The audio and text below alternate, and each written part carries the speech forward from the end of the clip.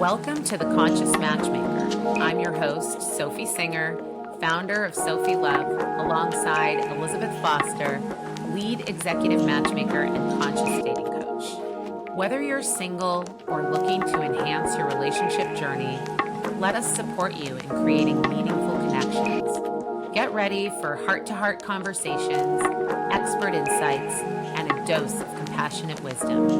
This is the Conscious Matchmaker. Let the journey to love begin.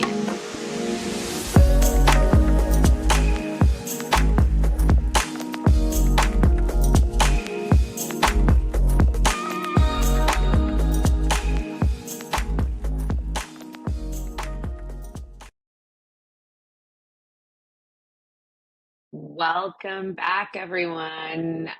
We took a little break here at the Conscious Matchmaker. I went on a little family trip, then I took a trip to New York to connect with my matchmaking community at the Global Love Institute's National Matchmaking Conference that we go to every year. It was amazing. On today's episode, it's just me solo riffing on just some client stories and experiences.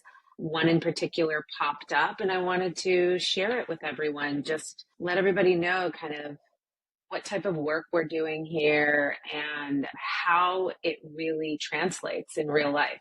So today I want to talk about a client that I've been working with, and we're going to call her Chelsea for today in service of keeping confidentiality. So Chelsea is absolutely gorgeous. She is amazing. She's a partner in a law firm. She lives here in California. And when I met her before we started working together, I did her client consult. She was telling me about her past relationships, and she wants to, she's in her late 30s, wants to get married, have a family, has kind of done all these things in life and gotten to this place of just like reached all her goals. And then this part is just not working. And she was about a year out of a pretty difficult breakup. And so she was telling me about this. She originally, we started, she was telling me about what she's looking for in a match, aligned values, and somebody wants a family, and someone emotionally open and available, someone intelligent that she can have an amazing conversation with and intellectually connect as well. All these things. She wanted someone who led with kindness and warmth and wanted to grow, And then she said, but he also has to be, very ambitious and very, financially successful, because I am too. And I'm only really attracted to really tall guys. So then the rigid checklist came out. And so I heard her out, we talked, and then she told me about the guy that she had been dating prior to this relationship that she had been already 1 year out of. And it was a guy who was very, very tall, very attractive, wealthy, highly ambitious. They were together for over a year. And she described the relationship and she said, he just had everything except for that emotional part, that emotional openness, that kindness. He would just, we had fun together, but then he started just shutting me out. And I noticed, oh my gosh, he's anxious avoidant. Or he's avoidant attachment. And she was just she said, and I noticed after a while, I started really kind of having to walk on eggshells around him. And he would randomly tell me in random situations, that I was just there, I was causing chaos. I needed to get out of the room. And she said, eventually they got into an argument while making dinner, and he told her, all you do is cause chaos, get out of here. He basically kicked her out of the condo, locked the door. And when she tried to ask to come back in, he told her she was a fucking bitch and told her to go find somewhere else to go. I mean, he was just in full triggered kind of rage mode. And at that point, she realized, okay, this I can't do this anymore. And, she shared all this with me. And then she started to cry and this is like our first call together, she started to cry as she explained to me that she felt truly addicted to this feeling she had around him and being with him. Just this feeling, this need to be with someone, really, like how successful he was, how ambitious he was, how accomplished he was. She was just, she would do anything to stay around it. And that's what made her walk on eggshells around him for, almost a year, and endure this type of abuse and behavior, emotional abuse.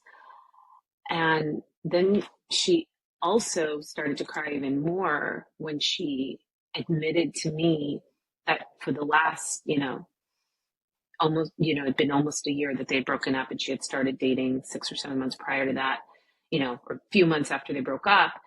And she said, I find myself still thinking about him when I'm on first dates with people now, and second dates and third dates. I'm constantly comparing the men that I go out with to and how I feel with them compared to how I felt with him. And I'm drawn to this feeling that I was addicted to, and I'm not getting it.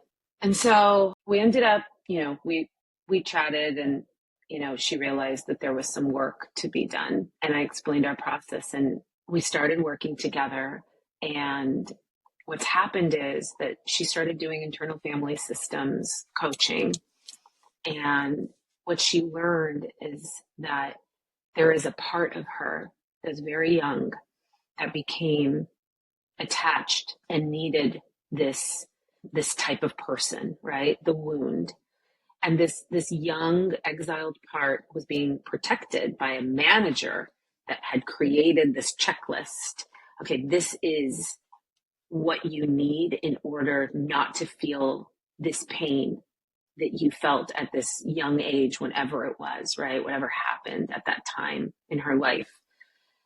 And so this protector's like, its job, it's a manager in her life, and its job is to make sure that this young exile, A, does not feel this pain again, and B, doesn't flood her system with this pain. And essentially what this manager is doing is seeking out a caregiver for this part, right? Because this part has no one. It doesn't realize that actually it has Chelsea.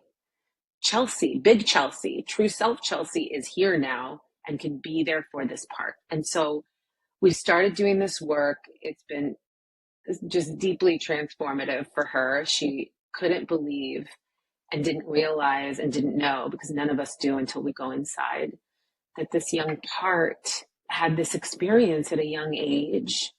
And she got to witness this. She got to hear it. She got to connect with this part. This part got to unburden itself.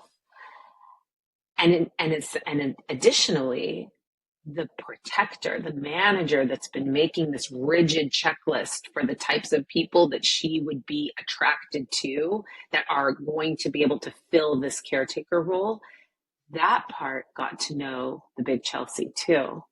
And once all of these connections were established, these parts got to relax back. Suddenly, this protector realizes it does not have to work so hard. And it's changed its role.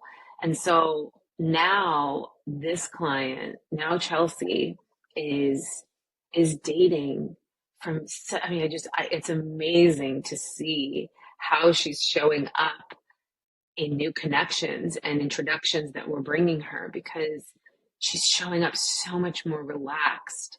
She's showing up from a place of wholeness and connection and love for herself and all of these. Because the other part that's so hard is, as she's telling me this, as she was telling me, admitting to me how addicted she felt to this ambitious, kind of mean boyfriend she had, there was a part of her that hated that about her. So it was like she felt bad having that desire. And now she has this love for all of these parts of her that are just, they're all trying to just get us through life. And once these parts feel, our love and our care and what we're capable of doing for them and how we're capable of being there for our own parts, They chill the fuck out. They change their roles. They take on kind of their original natural states of wonder and playfulness and connection and joy. They don't need to have these like protective roles that serve basically as armor for us.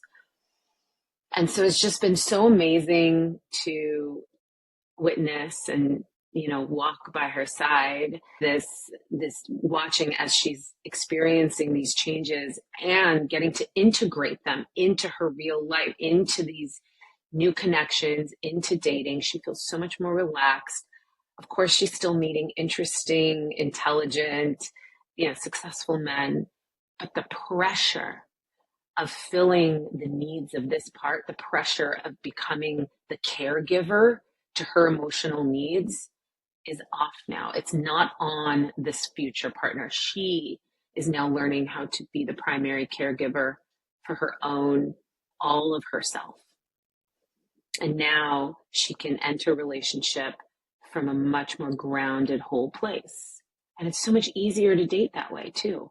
And she told me that. And it's been so amazing. I've watched this transformation happen over and over. And that's why I feel so deeply passionate and called to bring this work to people, because it is truly the way to much more effortlessly connect with people and enter into a relationship from a place, like I said, of wholeness. And it really sets you up for a long-term sustainable connection. Because when we go into connection, even if chemistry and excitement and chemicals get us through, they might push us through for years, right? Eventually, if you are with somebody because your parts need them as the caregiver, they will eventually fail at that role. They're human too, and they have their parts. And so once that failure starts to happen, that's usually when relationships start to fall apart. People see their partner differently. Oh, this is not the person for me, because that person cannot take care of their own emotional needs anymore. That's my little riff for today. This is my first solo episode, and I was just really excited to share this story. I'm going to share a quote, as I always do. And this one's from Vex King. He's an author who writes about self-love. And so the quote it's from one of his books. The book is called Things No One Taught Us About Love. Attachment says, I need you and I want you. Love says, I am me, you are you, and I enjoy sharing this space where love lives with you. I will not make my emotions your responsibility. I will support your expansion as I do my own, and I remain curious about you and the development of our connection. I love this quote, and I love it for dating so much. I remain curious about you and the development of our connection. You're not putting the pressure of this person you're dating to meet your emotional needs. You are remaining curious about them and the connection unfolding. So I love it so much. And that brings me, this is a good segue into the fact that I do have a new workshop coming out. My chief emotional health coach, IFS practitioner, Justin Wilford, and I are working on a workshop called Becoming the One, and it's going to be ready soon. And we'll let you know all the details as soon as it's ready later this year. And it's about healing your attachment wounds through internal family systems. And so the aim of the course is really to help people heal attachment wounds from childhood. You're not stuck being an anxious attachment. You are not stuck being an avoidant attachment. These are just parts, okay? And these parts can totally heal and transform. And it's actually not that hard. It doesn't take that long. And so the course we're designing it so that people can enter into adult romantic relationships, not needing someone to complete them or fill their deep emotional needs. Rather, they can be ready to partner with an equal, locking arms as they face, a shared horizon of life together, not just growing old, but actually just growing together forever. So I'm really excited about this. Stay tuned. And yeah, I'm excited to come back again soon with another episode with stories from the field of conscious matchmaking. See y'all next time. Thank you for joining us for another episode of The Conscious Matchmaker. We hope you enjoyed diving into the world of conscious dating and relationship skills with me, Sophy Singer, and Elizabeth Foster. If you're on a journey to find love or strengthen your connections, remember to hit that subscribe button so you never miss an episode filled with heart-to-heart conversations and expert insights. Connect with us on Instagram at MatchmakerSophy for daily inspiration and updates. Visit our website at www.sophy.love for exclusive content and check out our blog for even more wisdom on the art of conscious dating and connection. Dating and relationships are a vehicle to your healing and growth. Remember, love is a journey, and we're here to support you every step of the way. Subscribe, follow us, and let's continue on this path together. Until next time, this is The Conscious Matchmaker, sending love your way